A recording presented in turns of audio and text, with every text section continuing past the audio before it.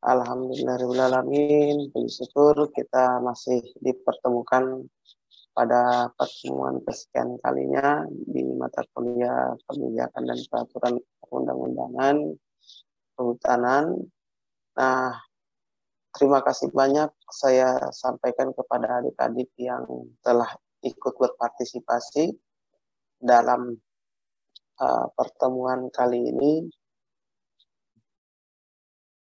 Nah, ini kemarin kan kita ketahui kita masuk di sini ya. Hasil perkembangan ini saya ingatkan kembali supaya kalian dalam menyusun kebijakan itu tidak kembali ke masa timber extraction ataupun masa timber management. Nah, ini harapannya dalam pengelolaan hutan itu, walaupun kita buka kawasan hutan, harapannya hutan itu kembali mendekati kenyataan hutan alam. Bukan menjadi tanah terbuka semak belukar.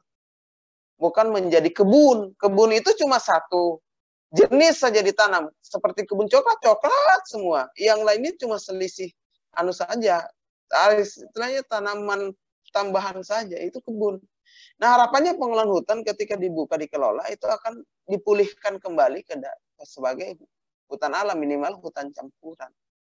Tujuan pengelolaan hutan dari berbagai aspek. Daya hutan, perumusan tujuan, itu berkaitan erat dan fungsi. Itu tadi kebijakan ya, fungsi-fungsi kehutanan.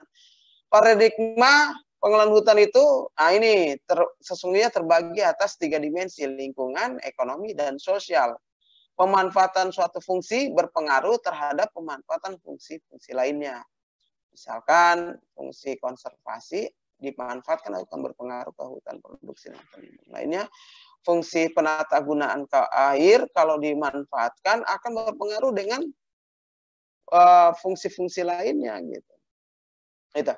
Nah, ini kita kembali paradigma timber extraction, saya ingatkan kembali, tujuannya ada satu, memperoleh keuntungan finansial yang semaksimal. Jadi kalau kita mengelola hutan hanya mementingkan ekonomi, berarti kita sudah kembali ke masa lampau yang jauh sudah ditinggalkan peradaban manusia ini dalam pengelolaan hutan.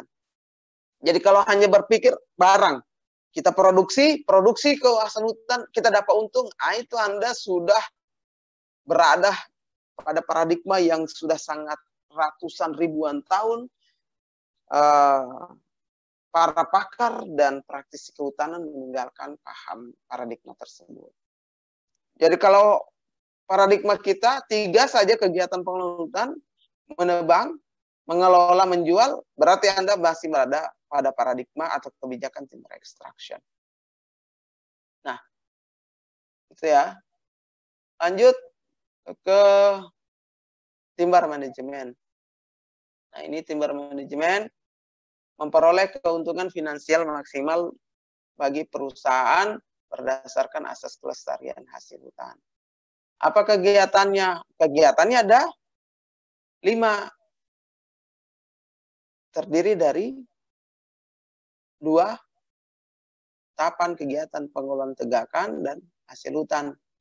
Yang 5 itu, yang pertama kegiatannya adalah membangun hutan. Ini menanami bekas tebangan. Jadi jangan sampai ada semak belukar dan tanah kosong dan sebagainya. Memelihara dan menjaga keberadaan hutan, memanen hasil hutan, mengelola hasil hutan, dan menjual hasil hutan. Ada 5. Landasannya ada apa? Keuntungan finansial untuk pengelola, ingat, dan kelestarian hasil hutan. Keuntungannya untuk pengelola dan kelestarian hasil hutan yang diinginkan di situ adalah cuma kayu, yang lain tidak lestari tidak apa-apa. Keuntungan finansial untuk pengelola, kalau amanah Undang-Undang Dasar 1945, amanahnya apa? Untuk kemakmuran rakyat, bukan hanya rakyat ini, ada pemerintah di dalam, ada masyarakat dalam kawasan, sekitar kawasan, itu rakyat juga. Pengelola, investor, itu rakyat juga. Jadi semua rata distribusi keuntungan. Kalau timber manajemen, kalau Anda mengelola hutan hanya mementingkan kepentingan kelompok atau perusahaan saja, tapi tidak mementingkan masyarakat sekitar kawasan ataupun dalam kawasan hutan, Anda berarti terjebak dalam paradigma timber manajemen. Social Forestry 1978 dicetuskan dalam Kongres Kehutanan di Jakarta. Bayangkan Kongres Kehutanan di Jakarta dicetuskan perubahan paradigma sosial forestry. Menjaga dan melestarikan lingkungan hidup dan ikut meningkatkan kesejahteraan masyarakat. Dia sudah berubah tujuannya. Beda ya tujuannya di sini, di timber management, apalagi di timber extraction. Beda ya tujuannya. Kegiatannya juga ada 5. Ini awalnya pada paradigma social forestry ini masuk. Masih sama mengadopsi kegiatan timber management. Tapi landasannya berbeda. Kelestarian lingkungan hidup, kesejahteraan masyarakat. Biasanya orang motonya begini, hutan lestari, masyarakat sejahtera, gitu. Landasannya seperti itu social forestry. Tapi seiring dengan perkembangan paradigma social forestry, maka kegiatan social forestry yang tadi mengadopsi 5 kegiatan timber management itu berubah juga. Jadi menjadi 6. Pembangunan hutan, partisipasi. Jadi sudah ada partisipasi masyarakat dalam pembangunan hutan, implementasi pemanajemen ramah lingkungan atau yang disebut dengan reduce impact logging.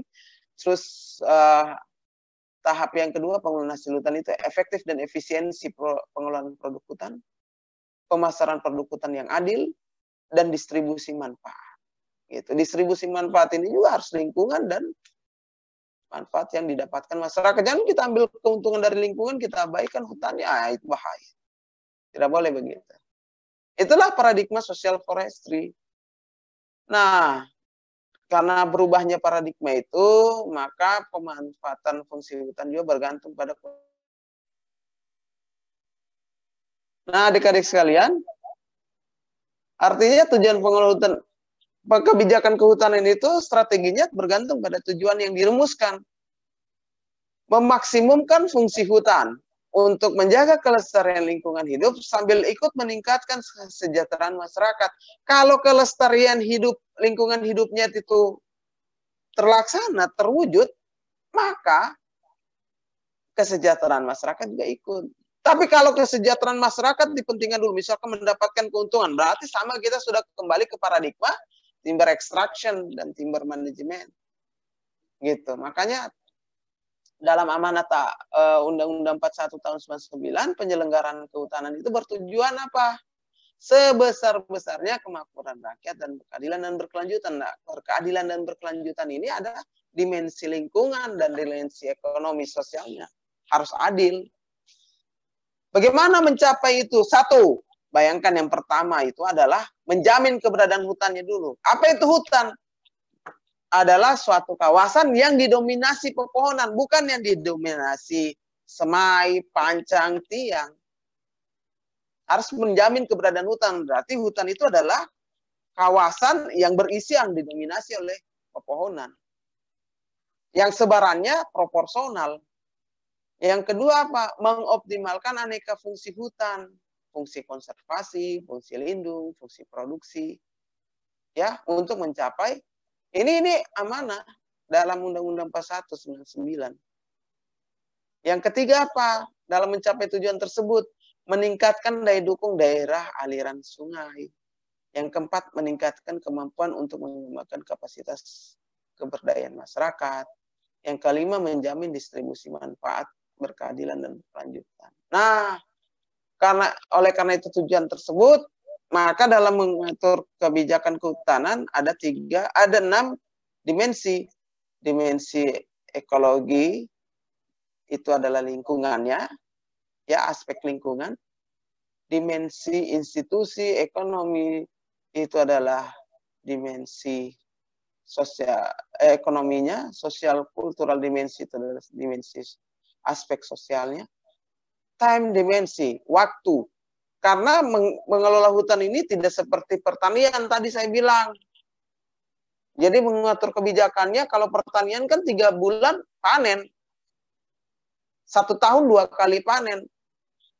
Kalau kehutanan tidak, panjang. Makanya karena misalkan butuh sampai 15 tahun, dimensi waktu kebijakan dalam perencanaan 15 tahun itu apa saja yang dilakukan harus sudah disusun. Yang terakhir adalah spasial dimensi, pemetaan. Dimensi pemetaan ini sangat penting supaya kita tahu sudah di petak berapa, nomor berapa, di mana itu letaknya itu petak. di peta, di desa mana, kecamatan mana, secara administrasi misalkan. Nah itu kelestarian hutan adalah kelestarian areal, kemampuan lahan, kesuburan lahan, produksi kayu, produksi maksimal, potensi kayu, forest, standing stock, riap, tegakan, peningkatan produksi. Ini kelestarian hutan ya. Secara diturunkan, ada kelestarian dananya, kelestarian perusahaan, ya, pemenuhan tujuan perusahaan. Ini semua bagian-bagian kebijakan kehutanan yang akan disusun. Gitu. Ini contohnya, ya, ini jasa, ini produk ya, ini produk semua salah satu contoh. Ini adalah agroforestry, ada makanan, ada ternak juga di dalam. Ini jasa, jasa ekosistemnya itu ada biodiversitas, ada berbagai macam keanekaragaman hayati di dalamnya, memitigasi perubahan iklim, ya, penghasil air, proteksi tanah dan air, ya, ada alternatif juga yang lain dari hasil hutan, kayu, ya, rotan dan sebagainya. Nah, ini ada 30%. Bayangkan ada 30% area di dunia ini, di bumi ini, sebagai kawasan hutan. Jadi ada kurang lebih 5 negara, 50% memiliki hutan kawasan hutan besar. Nah ini salah satu contoh kasus ada deforestasi, ya, 3 miliar hektar per tahun. Artinya kita bisa kehilangan sekian hektar. Terima kasih banyak atas masukan dan saran dan kehadiran Anda semua. Terima kasih banyak atas partisipasi Anda semua. Sampai jumpa lagi, mudah-mudahan kita dilimpahkan kesehatan,